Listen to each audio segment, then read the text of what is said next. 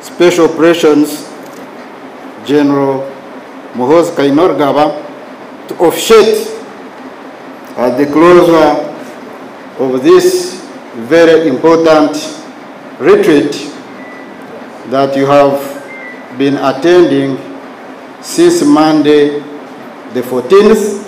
However, before I go into his speech, I would like to take this opportunity to thank His Excellency the President and the Commander-in-Chief of the UPDF, President Yoweri Museveni, for his visionary leadership of this very important institution and the country at large. Those of us who have been here long, you will recall that in the past, we were staying in Mama Ingia Pole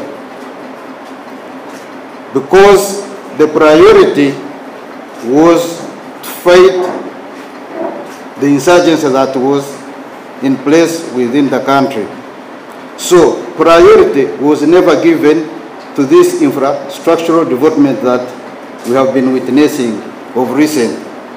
So we dealt with the problem, and when we are done with the problem, here we are now. So I thank the President for that visionary leadership. If we had gone into this, maybe we would have lacked resources to fight the insurgents.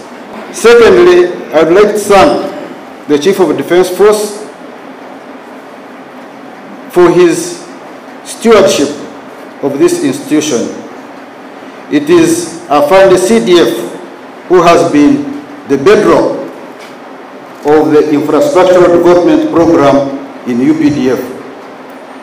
You will recall that when Afande CDF was still the commander of land forces, he initiated quite a number of projects, and we started building headquarters at a higher rate than it had been before. I would also like to thank the Joint Staff Logistics, who happens to be the pioneer commandant of this college. General Kainerugaba, I wish to thank you wholeheartedly for the efforts you have put in place to make sure that this college continues to excel, and I'm happy that you have said it has been registered as one of the centers of excellence. Thank you so much. Asante sana.